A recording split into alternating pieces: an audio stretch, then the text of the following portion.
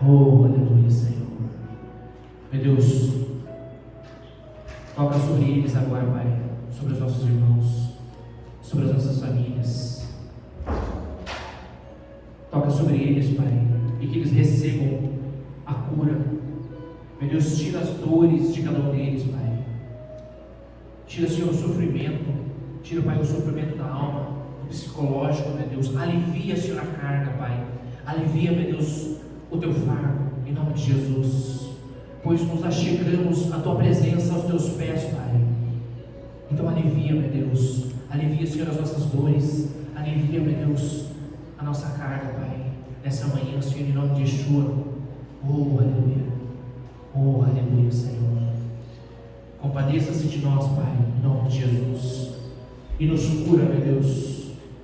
Do alto da cabeça, planta os nossos pés, Pai. Nos cura, meu Deus. Tira toda dor, tira toda mácula, todo orgulho, todo ódio, Pai. E nos lava e nos limpa, Senhor. Na tua santa e bela e poderosa palavra, Pai. Na tua santa Torá, Senhor, em nome de Jesus. Oh, aleluia. Oh, aleluia, Pai. Louvado seja o teu nome, Senhor. Oh, aleluia. Graças e graças te damos.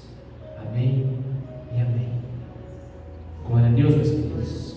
Pode se sentar.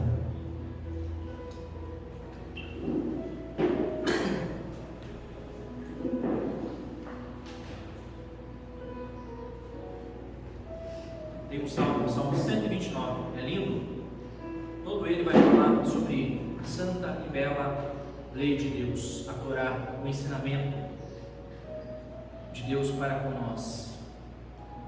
E num dos versículos, eu não lembro qual, mas ele diz: luz ou lâmpada para os meus pés e luz para os meus caminhos é a tua Torá, é a tua lei.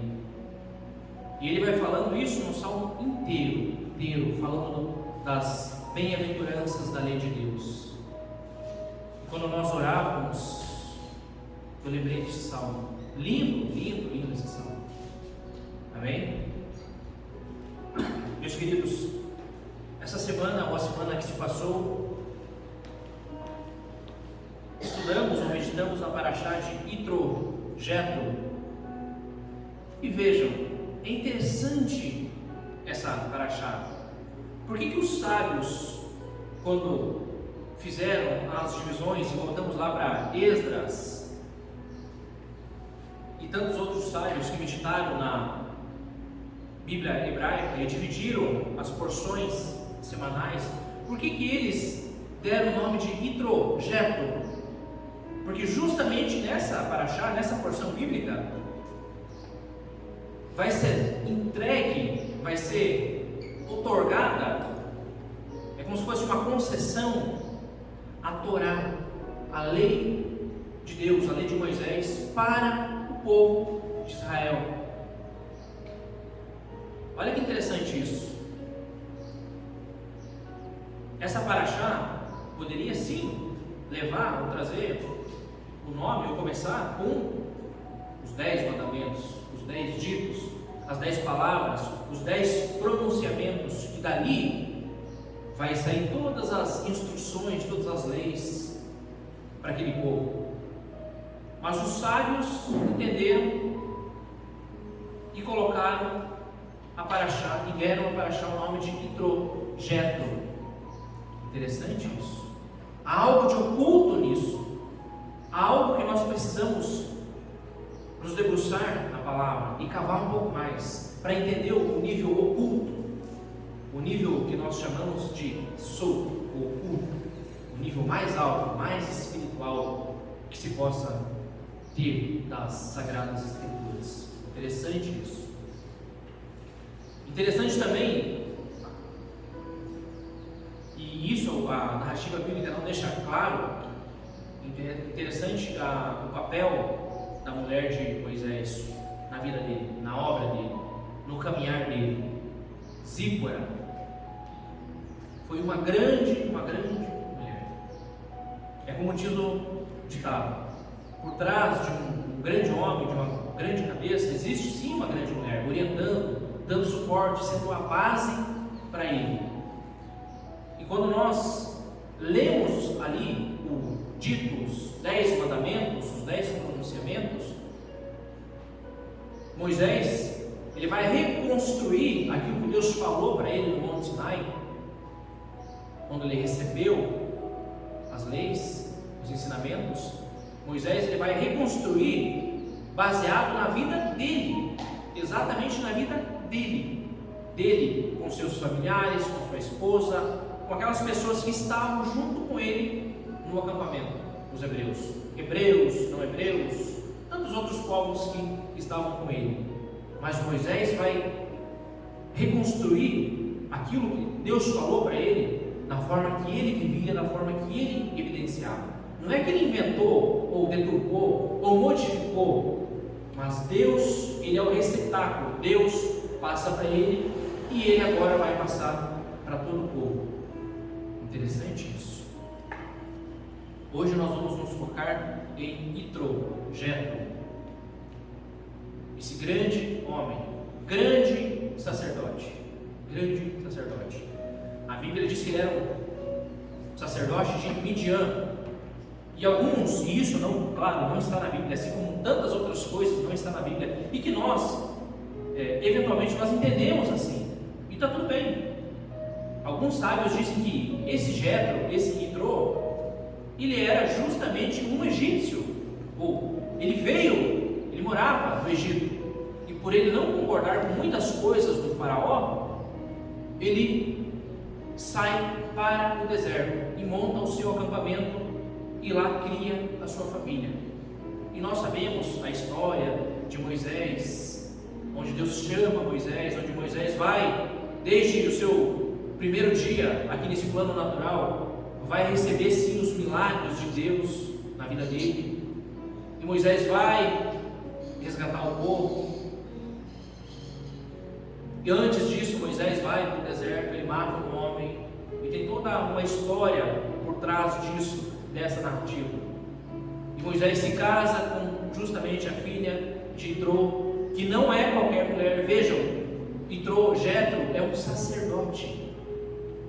Ainda que sim, ele possa ter adorado a outros deuses, a deuses estranhos, mas em Isaías, a Bíblia diz que não há nada fora dele.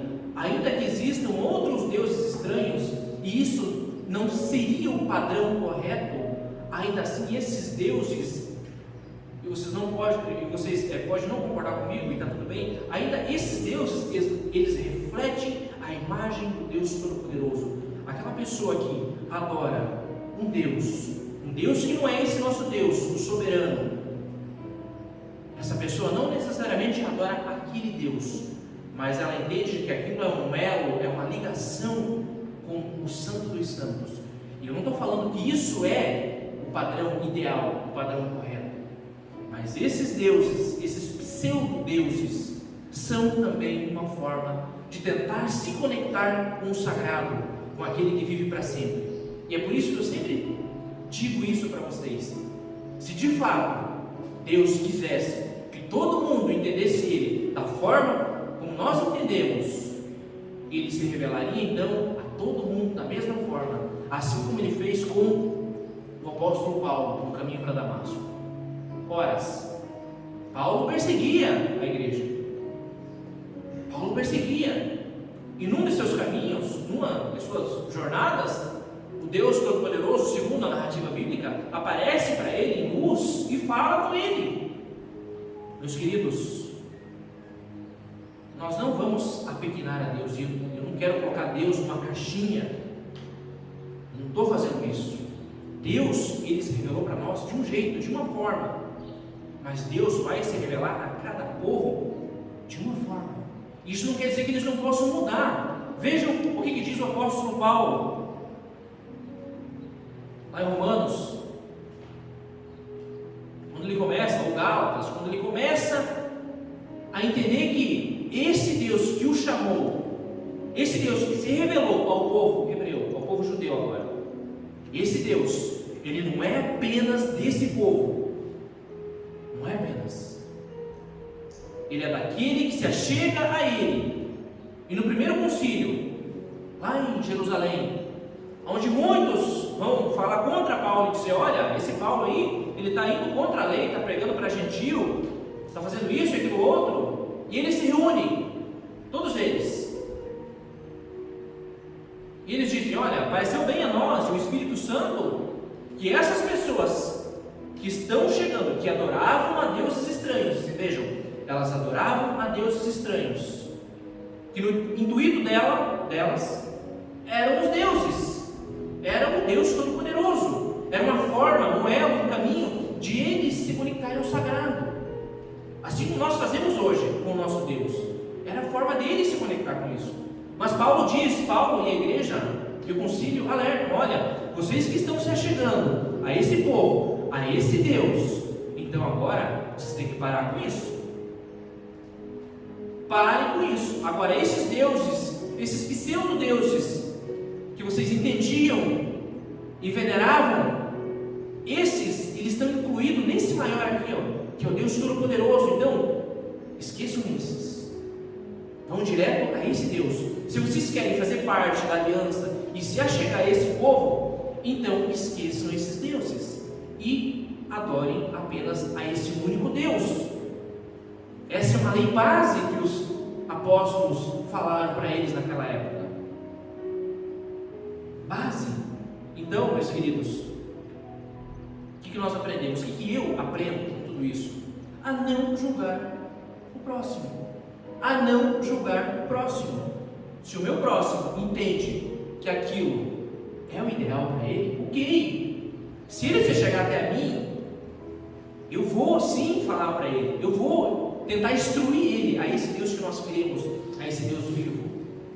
Mas aquele Deus é uma fagulha, entre aspas, e não entendo mal, é uma fagulha para ele daquele que reduz e que vive para sempre também. É assim. E nós poderíamos nos perguntar: por que esse Deus não se revelou àquele povo?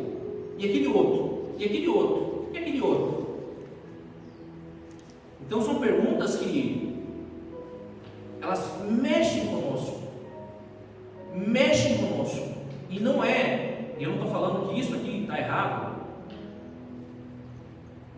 mas há outro significado por trás disso. Há outro. Não é apenas eu ler o texto a nível literal e pronto, e ok, não é isso. A Bíblia não tem essa intenção de entrar em pormenores, isso e aquilo outro. Vejam, quando esse povo ele chega ao pé do Monte Sinai, do monte de Deus, a narrativa diz que o monte inteiro fumegava e saía relâmpagos e trovões, e Deus alertou o povo e os animais também: olha, não se acheguem e muito menos toquem no monte, porque aquele que tocar será morto, tanto homem como animal.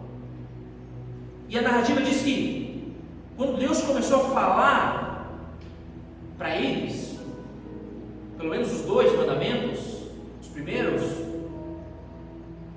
eles ouviam e viam a voz de Deus. Eles ouviam e viam a voz de Deus. É uma pergunta básica: como que alguém pode ouvir um som? E aqui os rabinos vão se debruçar e vai ter várias interpretações sobre isso. Várias. E uma delas que é bem interessante é que quando nós nos aproximamos de fato desse Deus, aquilo que não é palpável fica palpável. A presença era tão espessa, pesada, densa, que eles conseguiam ver o som. Isso é uma das interpretações, porque eles já chegaram próximos de Deus, próximos, muito próximos. Então há coisas que a Bíblia ela não vai entrar em seus pormenores. Por que a narrativa diz que o povo conseguiu ver a voz de Deus? Mas nós entendemos e nós acreditamos, e está tudo certo, está tudo bem. Então a Bíblia ela não tem esse caráter de tentar explicar cada um dos seus versículos. Meus queridos, é a história de um povo, apenas isso, com suas crenças, com suas tradições, com seus costumes e tudo mais. E alguns se aplicam a nós e outros não, aos nossos dias e outros não, e está tudo certo. Nós não podemos nos prender a nível literal da narrativa, senão nós teremos juízes, apenas isso, juízes juízes. Eu li que isso é dessa forma. Como o próprio Yeshua diz, a partir do momento que nós pararmos de sermos juízes do nosso semelhante e sermos juízes de nós mesmos, aí sim a nossa vida ia mudar, ia ser transformada. Ou seja, tirar a trave do nosso olho primeiro, tirar a trave, tirar o cisco, um pedaço de madeira, ou seja, olhar para dentro de nós mesmos e entender por que aquela pessoa, por que aquele ser humano age diferente de mim, por que eu sigo a esse Deus e ele não segue. É muito fácil eu vir aqui e ler, não fará outros deuses, não fará deuses de pedra, deuses disso, deuses daquilo e aquilo outro. É muito fácil eu ler isso a nível literal e começar a julgar as pessoas. Opa, essa não serve porque essa tem uma santa, esse tem outra, esse é outra religião, isso é outra. Vejam, isso é separatividade. Não é coletividade, é separatividade. Em vez de eu criar pontes, eu estou criando muros. Eu tenho que entender. É claro que sim, eu não vou concordar com tudo que meu irmão faz, porque Deus revelou a nós, e nós ouvimos a voz dele, nós sentimos a presença dele, e nós não temos a necessidade de adorar outro Deus, porque outro Deus não existe, e se existir, engloba ou está dentro desse Deus maior, entende? Mas eu tenho que entender aquele meu outro irmão, eu tenho que entender, ainda que eu não concorde com ele, ainda que eu não concorde com as práticas que ele vem tendo, mas se ele quiser chegar a mim, se ele quiser adorar o meu Deus, eu vou ter que falar isso para ele. Olha, agora já não cabe mais esses deuses. Você chegue a mim, ande comigo, ande conosco, e que adoremos a esse Deus que vive para sempre. Porque esses pseudo-deuses, eles são nada mais apenas um reflexo daquele que vive para sempre. Mas vamos adorar aquele que vive, aquele que está sobre nós, sem burocracia, sem atalhos. Vamos direto ao ponto. Então muitas coisas que estão escritas aqui, nós temos que entender, tentar apenas entender. E essa paraxá vai tratar muito sobre isso, coisas ocultas, coisas que a nível literal nós não vamos entender mesmo. Está tudo bem, não tem problema, está tudo bem. A intenção da Bíblia não é essa. Eu vejo as pessoas brigando, isso e aquilo outro, não, porque é assim, porque vai ser dessa forma e dessa outra forma aqui. A intenção da Bíblia não é essa, que não criemos separatividade. Não, eu não estou pregando aqui um ecumenismo também, a união de todas as religiões. Não é isso. É muito mais, é mais profundo do que isso. É muito mais profundo. É entender o meu semelhante, entender ele, se compadecer dele. E dessa forma eu tenho certeza absoluta, que Deus vai fazer muito mais em nossas vidas e na vida deles também, muito mais. Deus é um. É difícil nós explicarmos isso, entendermos isso.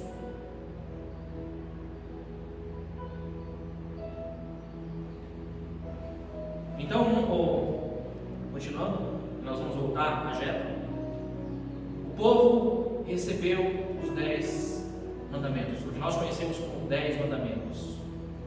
O monte fumegava, tremia, e antes disso Deus mandou o povo se preparar 3 dias, fazer um jejum. Eles não poderiam se achegar a mulheres. Limpeza espiritual. Não poderiam estar com a mente pura. Não poderiam ter orgulho no coração. Se preparar 3 dias. Por quê? Porque a presença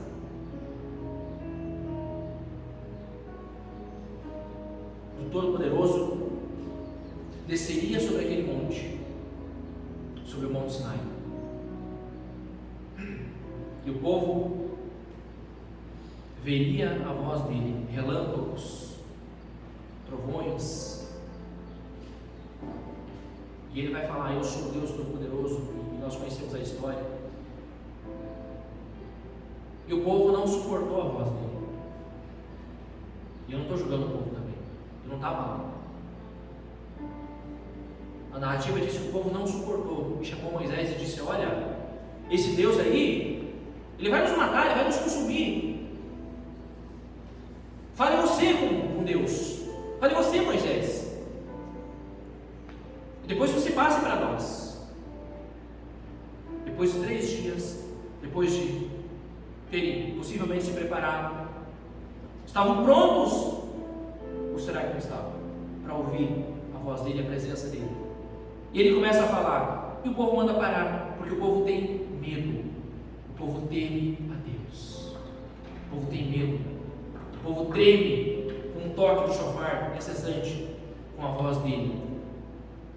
E a Bíblia não consegue explicar isso, porque não é caráter da Bíblia explicar isso, e nós não sabemos se foi a nível físico ou foi a nível espiritual, ou se apenas eles sentiram. Vejam, eu sinto Deus de uma forma, Deus fala comigo de uma forma, Deus fala com vocês de uma forma, vocês sentem Ele de uma forma. Quando Deus fala comigo, o vizinho que está passando na rua, ele não escuta a voz de Deus, mas eu escuto. Deus não estava com um megafone aqui falando para todas as nações, mas apenas eles ouviram e escutaram. Será que foi a nível físico? Um milagre? Pode ser. Será que foi a nível espiritual? Ou seja, Deus falou no íntimo de cada um deles o que eles precisavam ouvir. Mas fato é que eles temeram a Deus. E aí Deus chama Moisés para cima, e alguns sábios vão dizer que Moisés subiu até aos céus. Será que foi até o 3º céu? Até o 4º, até o 5º, até o 7º céu? Na tradição judaica existe até o 7º céu. Paulo disse que conheceu um homem que subiu até o 3º. Então são coisas que a nível literal nós não conseguimos entender e não conseguimos explicar também, mas nós conseguimos sentir. O mesmo Deus que chamou, o mesmo Deus que falou, é o Deus que fala conosco hoje. Amém? É o mesmo Deus. Ele não tem variação. Não existe variação dele. Não existe. E Deus, Ele está vivenciando as nossas vidas. Deus, Ele está em cada um de nós. Quando a pessoa sofre e tem dores, Deus sofre e tem dores. É o Deus Todo-Poderoso tendo uma experiência física, humana, natural. Quando a pessoa morre, Deus morre com ele. Quando a pessoa sofre e sente dores, Deus está ali sentindo o que essa pessoa está sentindo. É esse Deus. Não é que Deus é mau por isso, mas Deus está em nós e Ele consegue sentir. E se não fosse dessa forma, Ele não conseguiria sentir o que uma mãe sente ao perder o seu filho, o seu ente querido. Ele não conseguiria sentir. Ele não conseguiria sentir o que um filho sente ao perder um ente querido, um pai, uma mãe, um bebezinho que logo nasce e depois morre. Em cada um, Deus está ali, sentindo. Ele sente. Ele tem essa experiência em nós. E nós somos as suas criações. Isso é muito interessante. Meus queridos, abram a Bíblia lá em Êxodo, capítulo 12.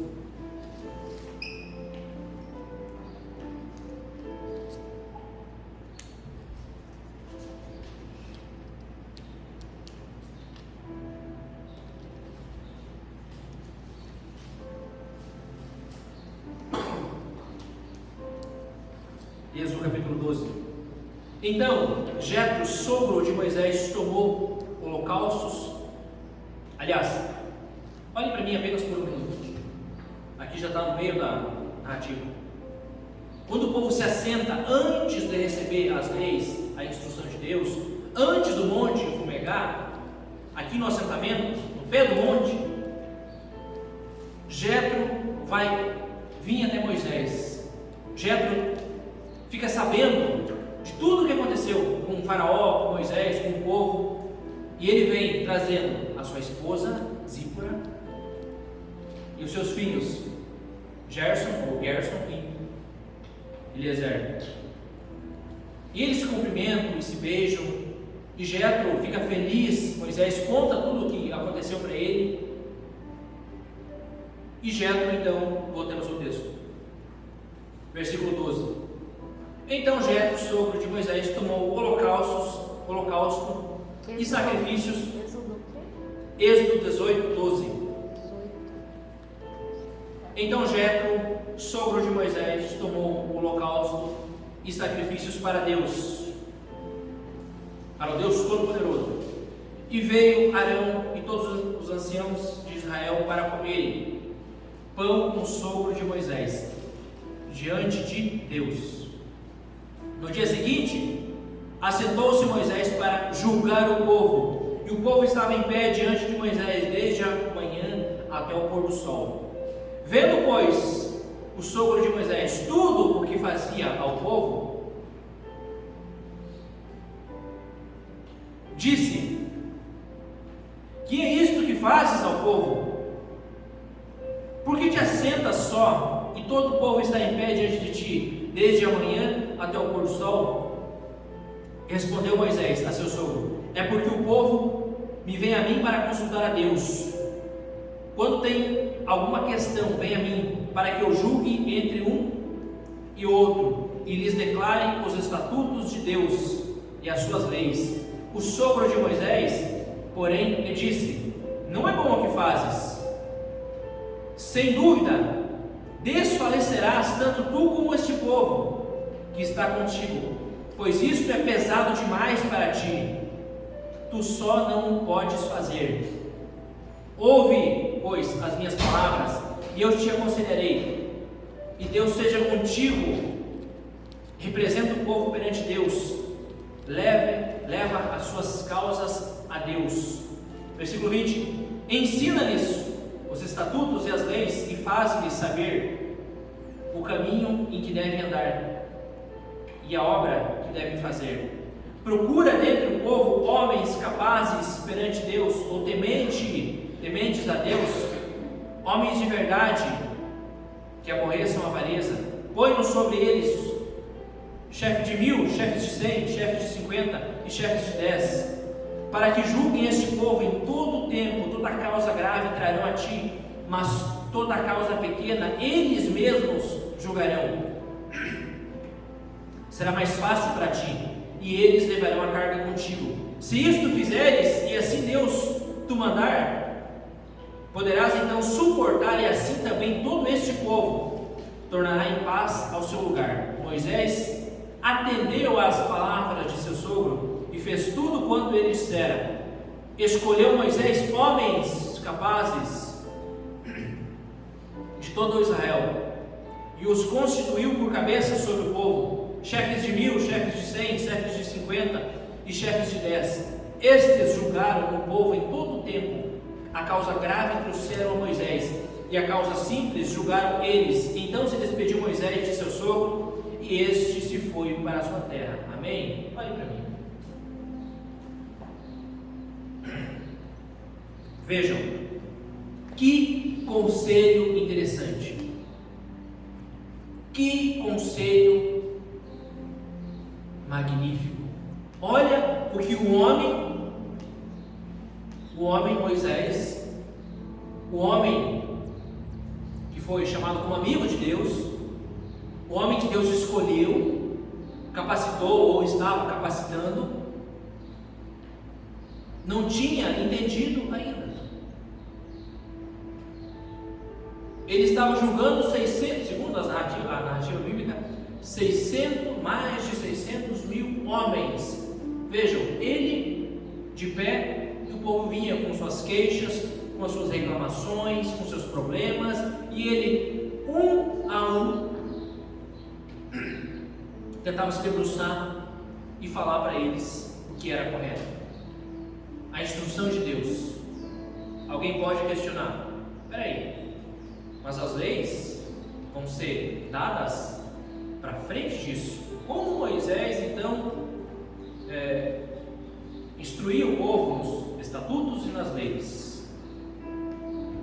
Como assim?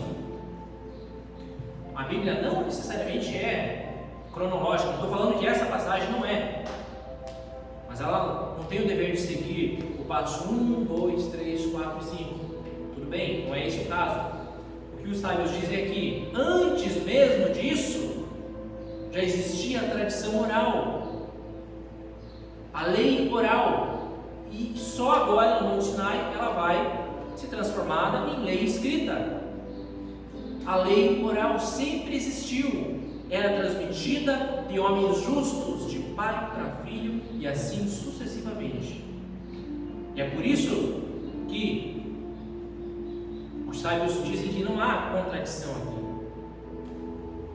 O que nós chamamos de Torá, Shebe al-Peh, a Torá oral, ela já existia desde Adão, e foi indo, até chegar a Moisés. Moisés sabia disso, é por isso que ele tentava remediar, solucionar os problemas do povo. Mas vejam, até Moisés não tinha sacado isso, que fazendo ou agindo dessa forma, ele mesmo e o próprio povo iriam desfalecer. Eles não iriam aguentar. Pense vocês, um homem para mais de 600 mil homens, fora mulheres e crianças ainda, como ele conseguiria julgar? Aí vem Jetro e Trô, o sacerdote de Midian, o homem que adorava outros deuses, segundo a narrativa bíblica, e que fez um holocausto para o Deus Todo-Poderoso, reconheceu que ele era o Deus, sim, e vai chamar Moisés e vai dizer: olha, vem cá, dessa forma não vai dar, não tem como, você vai morrer, Moisés, você não vai suportar, não vai aguentar, o peso é muito grande, a carga é muito grande. E ele vai dar esse sábio conselho: divida a carga, dividir o peso, não concentrar apenas em uma pessoa. Iria matar Moisés, psicologicamente, espiritualmente, fisicamente. Moisés não ia resistir. E ele diz: então chama homens de 1000, de 100, de 50, de 10, e põe eles por juízes, homens capacitados. Explique isso para eles, e que eles sejam também por juízes sobre esse povo. E só as causas maiores, aquelas que eles não conseguirem resolver, essas trarão a ti. Mas as outras, as menores, essas eles podem resolver. Olha que interessantíssimo isso. Interessantíssimo esse conselho. E é isso que nós entendemos dessa paraxá, dessa porção bíblica. Não tomar os problemas apenas para nós mesmos. Eu poderia fazer um paralelo com as palavras de Yeshua, quando ele diz: vinde a mim os cansados e sobrecarregados, pois eu aliviarei a sua carga, os seus fardos, o seu fardo. Ele próprio incita-nos, ele próprio pede que nós possamos dividir esse fardo, essa carga, as nossas dores, os nossos problemas. Isso, meus queridos, vai a nível literal, natural, até o espiritual. Até o espiritual. Não tenham ou não concentrem os problemas na vida de vocês, apenas isso. Não! Isso vai matar pouco a pouco a cada um de nós.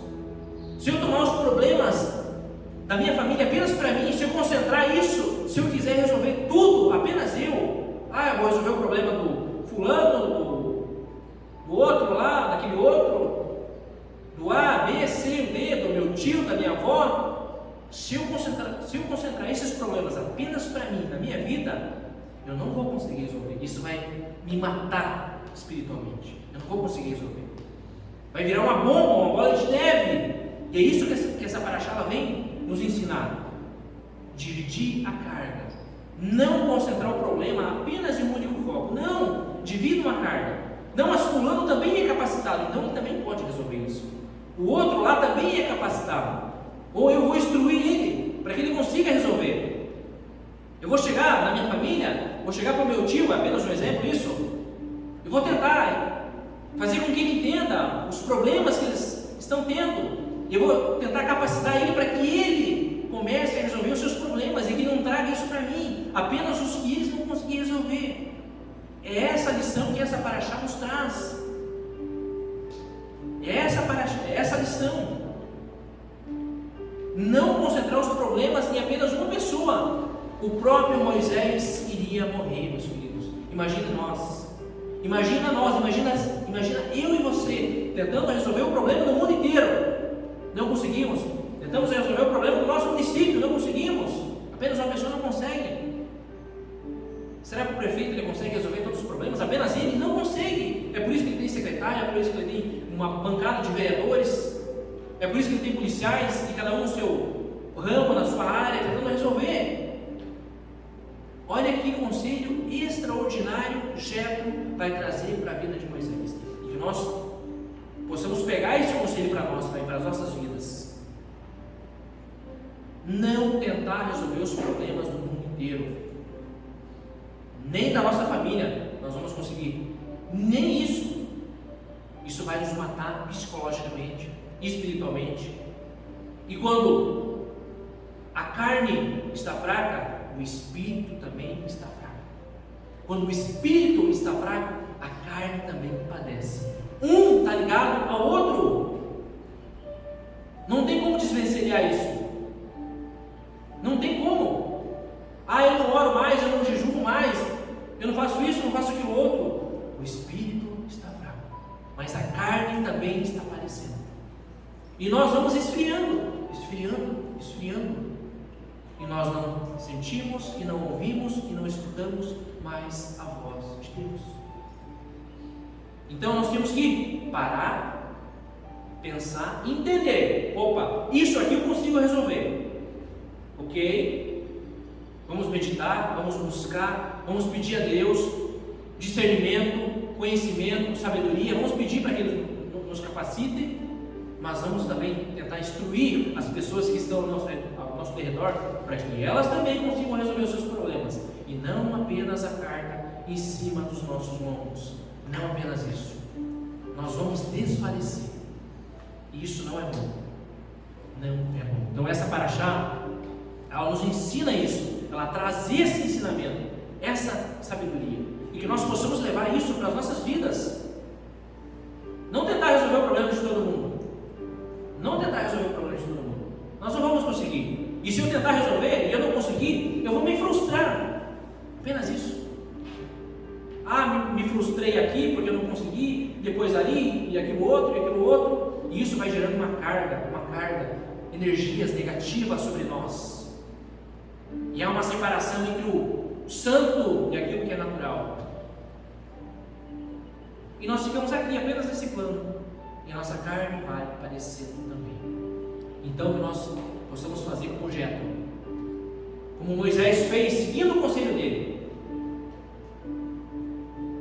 levantar homens, mulheres capacitados, prontos para resolver os problemas, começando pela nossa família, depois pelo nosso bairro, pelo nosso município, e assim vai indo. E é uma reação em cadeia, mas que possamos resolver ou tentar resolver isso dentro da nossa família. Dentro da nossa casa, começa por isso, dentro da nossa casa, dentro das quatro paredes. Isso cabe a mim, eu consigo resolver, isso eu não consigo. Fulano consegue, ele é mais capacitado, ele está mais próximo, ele entende mais, ele conhece mais, ele consegue. Mas ele não é capacitado. Vamos orar para Deus, vamos buscar para que Deus dê entendimento para ele também, para que Deus capacite ele, como Moisés não era capacitado. Moisés era pesado em língua, em falar, mas Moisés era maior que Arão.